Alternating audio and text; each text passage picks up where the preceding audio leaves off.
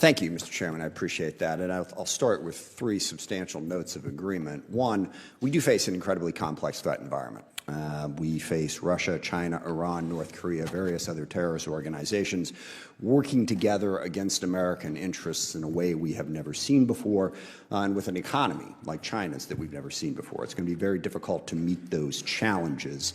Second, innovation is incredibly important and crucial to that. The changes in warfare are happening at a more rapid pace than I think we've ever seen before. We have to innovate more quickly, and I appreciate your leadership on getting after acquisition reform, because what's absolutely true is the Pentagon is not ready for this right now, and certainly that predates this Secretary of Defense and this administration. It's a problem that we need to get after, to do the acquisition reform so that we can get the materials that we need quickly. Innovate more quickly. We've got a lot of good ideas in this committee. Look forward to working with the administration on trying to get that done. Second, the budget is a major problem. It is simply unacceptable that we are this late in the year and we do not have a budget. That's the basics of how you plan to do all of that. And this is but the culmination of a series of problems. We had a CR for FY25, largely at the insistence of President Trump. And then, by the time we did pass a budget, it was just a CR. And now we're on a path again towards a CR in FY26. There is no budget transparency and no plan that we can see. And what we have seen happening at the Pentagon in the interim is also very disturbing and without explanation. There's been talk about 8% cuts across the board. Nobody on this committee knows what that means. Some of it is happening. It has not been made transparent to us. Is it going to make us better? Is it part of a larger strategy? Nobody really knows. We also heard the plan to cut 20% of the flag officers. Again, no strategy, no plan. This is why the budget is so important. The budget can inform all of this. Maybe that's a good idea, but we have no idea because there is no transparency and no follow-through. Also, quite disturbingly, within the Department of Defense and also across the federal government, the one and only criteria that is consistent is loyalty to Trump, as opposed to loyalty to the law or loyalty to the Constitution. This started with one of the more shameful events in DoD history, and that's when we pulled security details from former members of the Pentagon who faced security threats. Why were those security details pulled? They weren't pulled because anything told us that they were safe. Chairman Milley is one great example. He was on the threat list because he carried out an order from President Trump, and rightfully so, to kill Soleimani in the Middle East. He's now on Iran's hit list, and we pulled his security detail, leaving him and his family vulnerable. Why? Because he had the audacity to say something critical of President Trump. I mean, that's just embarrassing. If you told me 10 years ago on this committee that something like that would have happened, I wouldn't have believed you. And now we have a dictate from the White House saying that all federal employees will be tested for whether or not they are supportive of President Trump. New York Times had a great headline on that saying, why does an air traffic controller have to be a Trump supporter? Well, I would ask, why does an acquisition professional have to be a Trump supporter? If you're focused on loyalty, you're not focused on competency, you're not focused on ability, and it is the wrong way to go. Even within the budget, we see the influence of the president over the influence of common sense. We've all heard about the Golden Dome. When I first heard about the Golden Dome, it was interesting because it reminded me of a joke I first told about 12 years ago when we were dealing with a large number of Pentagon programs that were more ambitious than practical. Future combat systems, the expeditionary fighting vehicle. You know, basically they had, well, this is what we want. And we had this joke that, well, all I want is sharks with freaking laser beams attached to them. That became the armed services thing. I actually have a little plastic shark that my staff made for me with a laser beam attached to it. Making the perfect the enemy of the good is a problem. And nobody on this committee knows what Golden Dome is. And the other thing that's really important about this, contained within that is one of the most important national security threats that we face, missile defense and counter-drone. We have a lot of programs that people are working on in that direction. What happens to those programs when we take $25 billion towards a project that no one can explain and no one can understand? And again, we don't have a budget, so we're taking it on faith. That is deeply troubling. Equally troubling is the Air Force One airplane that we got from Qatar. There's all kinds of ethics problems with that, which I'll leave aside for the moment. But that airplane is going to have to be fitted to be Air Force One. It's going to cost hundreds of millions of dollars. Again, no transparency. We're not told what that's going to cost and where it's going to go. But because President Trump wanted it, he gets it. Hundreds of millions of dollars goes out the window. We don't have the capacity to sort of say, Sorry, sir, that's not a good idea. And the last one on this list is one that, frankly, I had a hard time believing when I first heard it. Apparently, the president has decided that the F-35 would be a better plane if it had 2 engines. And to a certain degree, it's hard to argue with. I guess 2 engines is better than 1, except that you can't just add a second engine to the F-35. This is a program that's taken us over 25 years, and we are, knock on wood, finally to the point where we're going to have the plane. And I would have thought this would have been dismissed, but I hear defense contractors, Pentagon, they're looking at this idea. It is okay to tell the boss that he's wrong. We all have dumb ideas. It's good to have people around us who have the capability and the competency to say, no, we're not going to do that. We're walking down the wrong direction. In terms of the global strategy, I substantially agree with the chairman, except that I fear that, America first does mean America alone. We've seen that in a number of different issues, certainly placing tariffs on absolutely every country in the world, irrespective of our relationships. Well, sorry, except for Russia. Didn't place tariffs on Russia. That alienates people. Cutting off foreign aid programs, which I realize is not the purview of the Department of Defense, but I'll remind you of something that Secretary Gates said before this committee. If you're going to cut off the State Department, you better give me more ammunition. The two things are related. We stopped programs that were feeding hungry children in Africa, literally took food out of the mouths of hungry children. Why? Apparently because there were a couple of USAID programs that supported LGBTQ programs.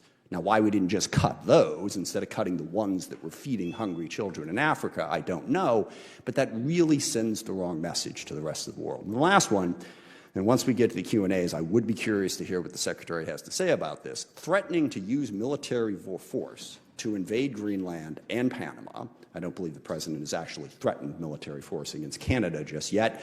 He's just threatened to annex it. So Denmark, Canada, Panama, 3 peaceful nations that we are allies with, or were anyway.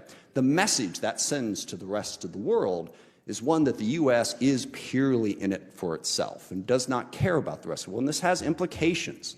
We're trying to stop China. We are in a global competition with China. We have built up excellent partnerships across Asia over the course of the last 6 or 7 years, in Australia, in Japan, in India, and the Philippines. Largely, that was because China exercised economic coercion. They went ballistic on Australia for daring to suggest that China could be more transparent about COVID, and Australia recalculated. Now we are the ones using economic coercion on our partners and allies and pushing them away. And this filters back over to Ukraine, where I am in violent agreement with the chairman about how important Ukraine is to our national security interests. And I also agree with the secretary. We need to get peace in Ukraine. The longer that war continues, the more dangerous it is for everybody. But the administration made a crucial mistake at the start by showing weakness to Vladimir Putin and fundamentally misunderstood the war. Actually put out quotes that bought into the notion that Ukraine was somehow responsible for the war, even though Russia was the one who invaded. And Putin saw that signal.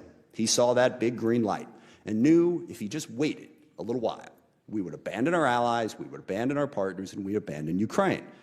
The president promised to end the war in Ukraine on day 1. Now, admittedly, that was a moronic thing to say, and he wasn't ever going to do it.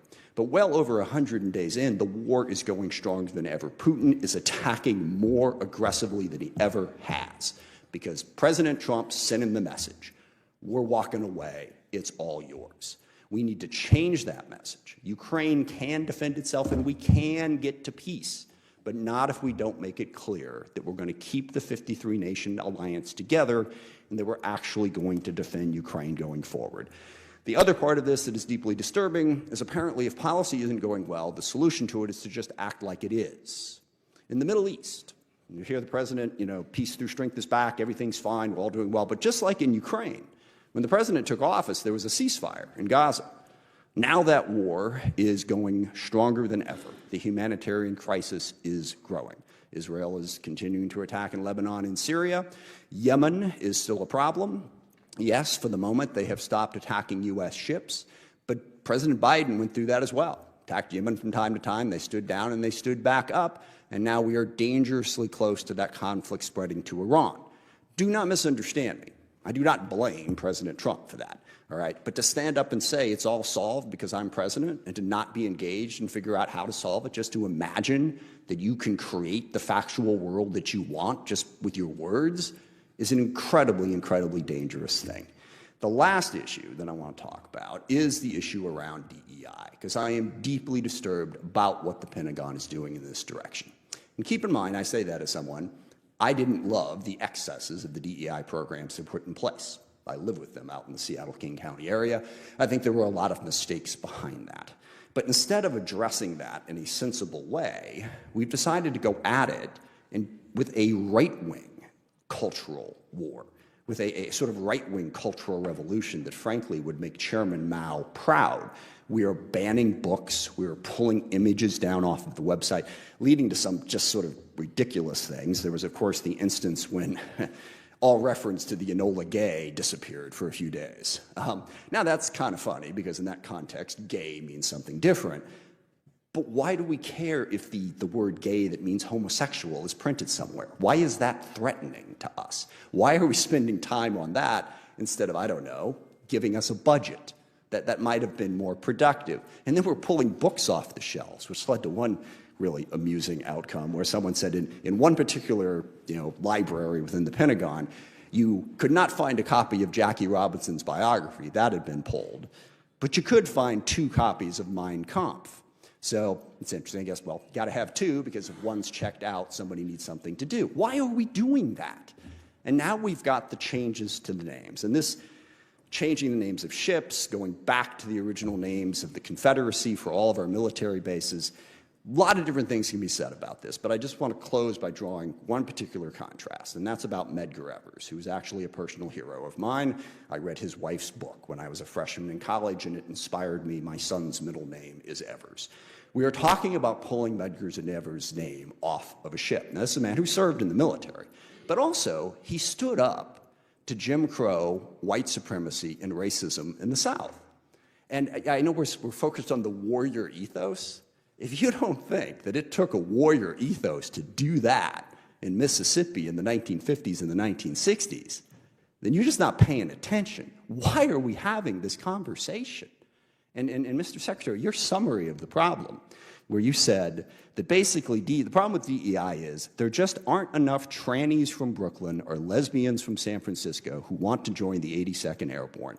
Not only do the trannies and lesbians not join, but those very same ads turn off the young, patriotic Christian men who have traditionally filled our ranks.